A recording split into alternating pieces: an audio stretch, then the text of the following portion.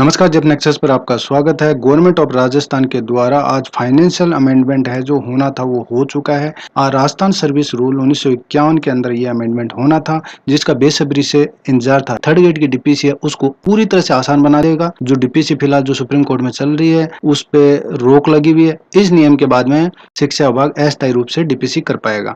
तो यहाँ जान लेते हैं 26D है वो सेक्शन यहाँ पे जोड़ा गया है। पिछली कैबिनेट मीटिंग में चर्चा हुई थी। आरएसआर रूल 1951 के अंदर 26C के बाद में अब 26D भी यहाँ पे इंसर्ट कर दिया गया है, जहाँ पे यदि नई नियुक्तियां होती हैं वहाँ पे है वो निर्धारण की प्रक्रिया है वो यहाँ पे रिवाइज की गई है। वो किस तरीके से, अस्थायी रूप से यदि किसी की डीपीसी की जाती है, प्रमोशन किया जाता है, तो वहाँ पे फिक्सेशन के समय वेतनिक समस्याएं आ रही थी।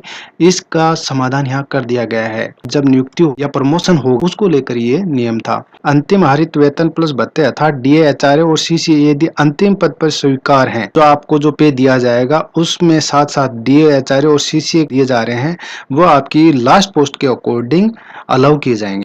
वहीं दूसरा नियम अर्थात बी सेक्शन रखा गया है। उसका मतलब यहाँ पे जो पहली सेल है यहाँ पे दी गई है, फर्स्ट सेल यहाँ पे L1 की 17,700 है, वहीं L10 की 33,800 है। इस प्रकार से जो फर्स्ट सेल है उस सेल के अकॉर्डिंग आपको पेमेंट दी जाएगी। यदि आपका निर्धारित पारिश्रमिक डीए, एचआरए और सीसीए जैसे किसी भी भत्ते के बिना जो भी अधिक हो वो यहाँ पे आपको भुगतान किया जाएगा। तो ये देखने वाली बहुत बड़ी बात है कि यहाँ पे अमेंडमेंट जो डीपीसी को लेकर, थर्ड ग्रेड की डीपीसी को लेकर बहुत ही रिक्वायर था और वो यहाँ कहीं ना कहीं आज पूरा हो गया है 30 अगस्त को।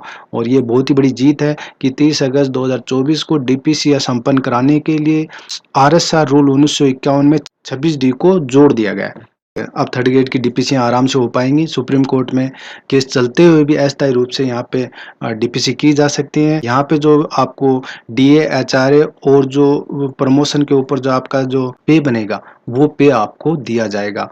डीपीसी हो जाएंगी, पर जब सुप्रीम कोर्ट से फैसला आ जाएगा उसके बाद में यदि आपके पक्ष में नहीं आता है, एडिशनल के पक्ष में नहीं आता है, तो आपको वहां से हटाया जा सकता है। तो फिलहाल ये मान के चलते हैं कि एडिशनल की भी डीपीसी की जाएगी और कहीं न कहीं यदि कोर्ट के फैसले के अनुसार उनको पक्ष में नहीं आता है तो वेतन भत्ते वगैरह वो लाभ भी खो देंगे, साथ में डीपीसी भी खो देंगे। Oh no. तो ये बहुत ही बड़ा अमेंडमेंट है।